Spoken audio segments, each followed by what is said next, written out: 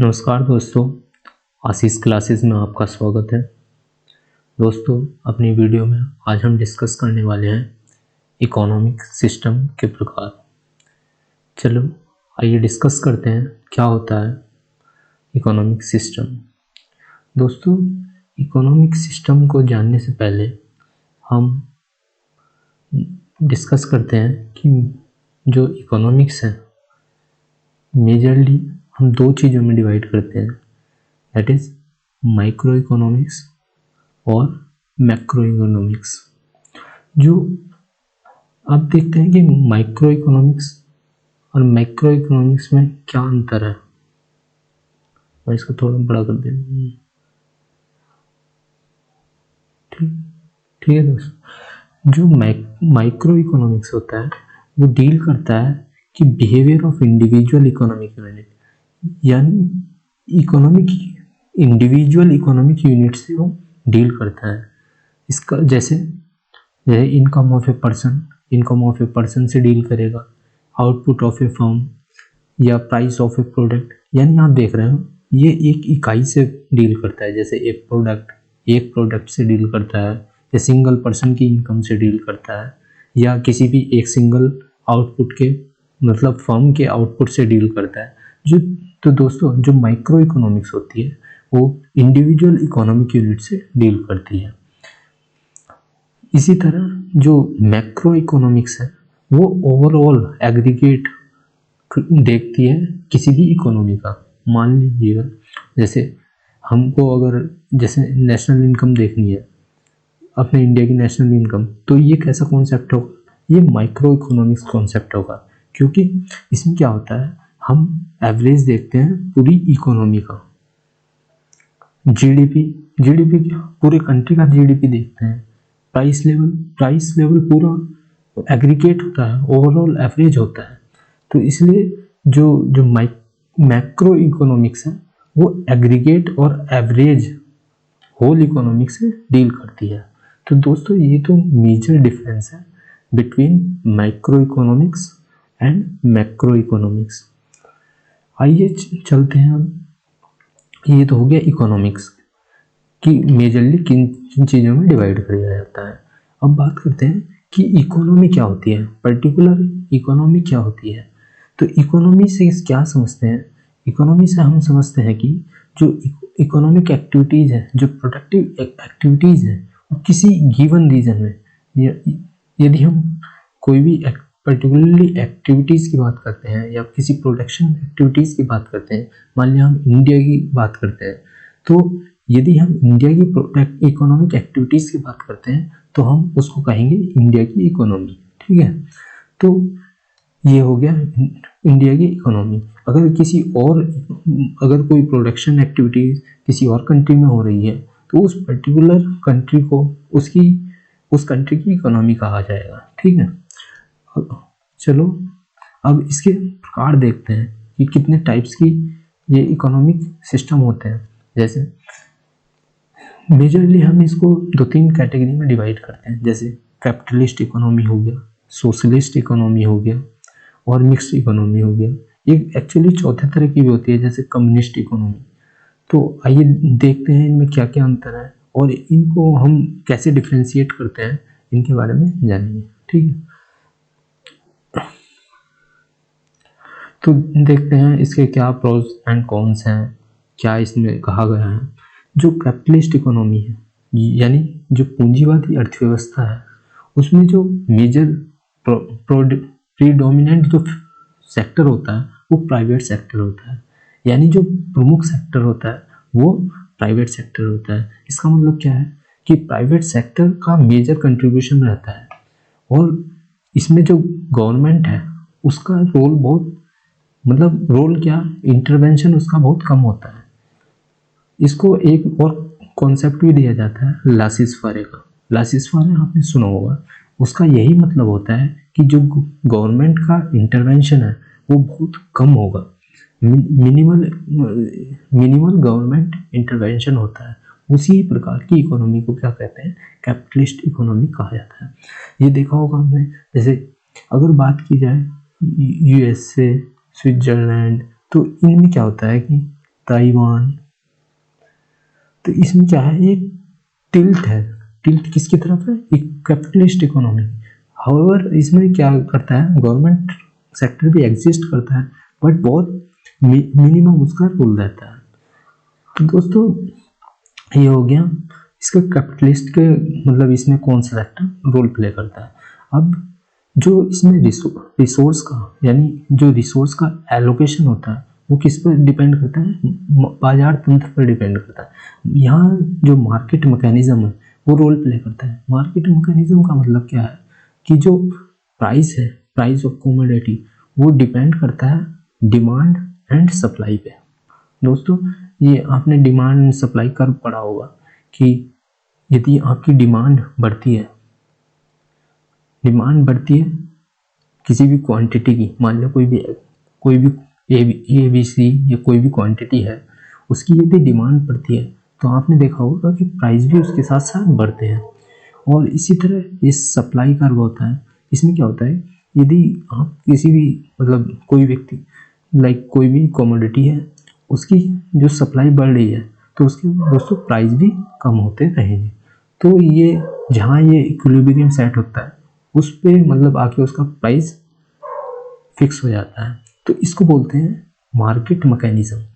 तो जो resource allocation होता है, तो संसाधन का आवंटन होता है, वो किस पे बेस्ड होता है, मार्केट मैकेनिज्म पे बेस्ड होता है कैपिटलिस्ट इकोनॉमी में। ठीक है।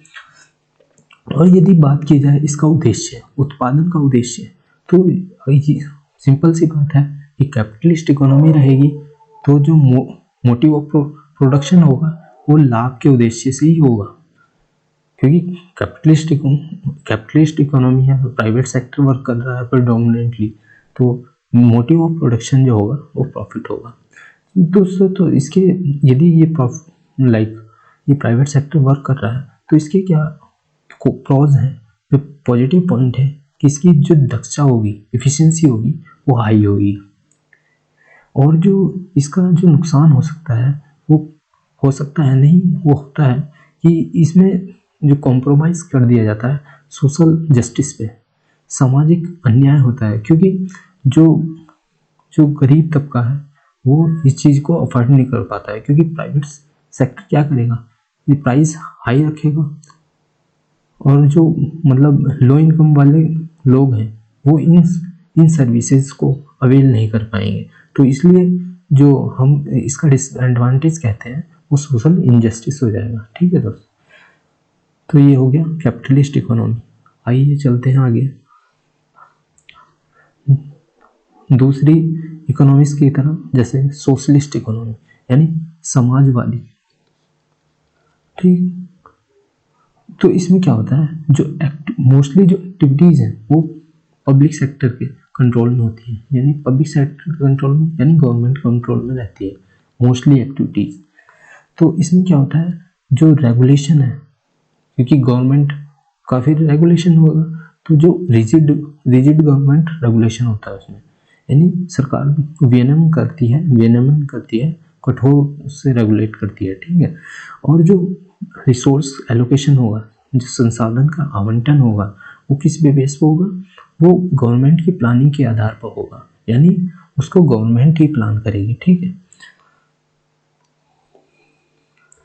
तो दोस्तों और इसका जो मेजर जो मोटिव होता है वो सोशल वेलफेयर होगा, क्योंकि गवर्नमेंट काम कर रही है तो मोस्टली जो मोटिव होता है प्रोडक्शन का वो सभी वर्गों का सोशल वेलफेयर करना होता है। तो इसमें एडवांटेज हो जाएगा कि सामाजिक न्याय हो मिलेगा। ठीक है। और इसके जो डिसएडवांटेज हो जाएगा वो दक्षता यानी इफिशिएंसी में कहीं ना कहीं कंप्रोमाइज करना पड़ जाएगा। ठीक है दोस्तों, तो ये होता है सोशलिस्ट इकोनॉमी। ये था सोशलिस्ट इकोनॉमी। इसका अगर एग्जाम्पल की बात करें कि कौन से कंट्री में है सोशलिस्ट, अगर ये एक्चुअली ऐसा नहीं कहेंगे क्योंकि मोस्टली जगह मिक्स इकोनॉमी रहती है। अगर बात करें रसिया की, तो यहाँ पर ये टिल्ट है टुवर्ड्स सोशलिस्ट इकोनॉमी की तरफ इसमें टिल्ट है। ठीक है। हालांकि इसकी रसिया की जो इकोनॉमी है वो मिक्स्ड ही है। ठीक है, आइए चलते हैं अगले अगले उस इकोनॉमिक सिस्टम के टाइप पर। और तीसरा जो इकोनॉमिक सिस्टम का टाइप होगा वो मिक्स्ड इकोनॉमी। मिक्स्ड इकोनॉमी का मतलब है उसमें दोनों के फीचर्स होंगे, यानी कैपिटलिस्ट के भी और हमारे सोशलिस्ट के भी। ठीक है, यानी समाजवादी के भी और पूंजीवादी के भी, दोनों के फीचर्स होंगे। ठीक है, और इसमें जो हम मध्यम और चयनात्मक सरकारी हस्तक्षेप होगा, यानी क्या, moderate and selective government intervention.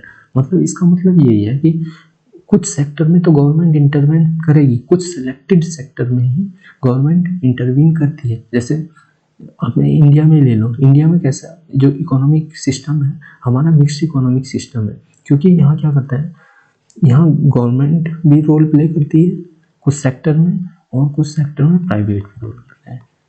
जैसे आप देख रेलवे में मोस्टली गवर्नमेंट कंट्रोल्ड है, और अदर सेक्टर में मैन्युफैक्चरिंग वगैरह में तो ये प्राइवेट भी है और कुछ में गवर्नमेंट भी है। ठीक है, तो यहाँ पे क्या है, दोनों हैं, तो इसलिए यहाँ की इकोनॉमी का प्रकार हो गया मिक्स्ड।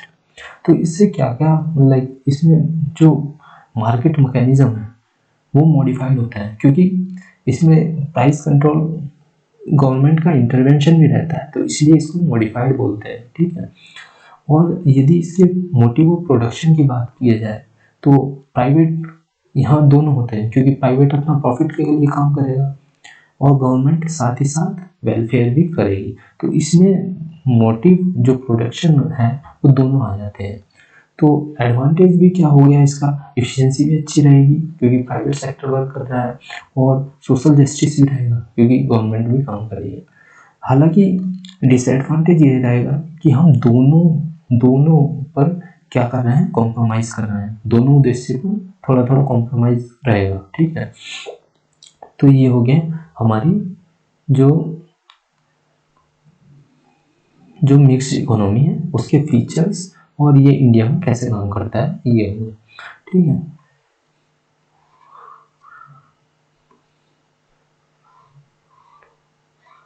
इसके बाद एक टाइप और बच जाता है दोस्तों, वो है कम्युनिस्ट इकोनॉमी। ठीक है, ये चौथा है एक्चुअली।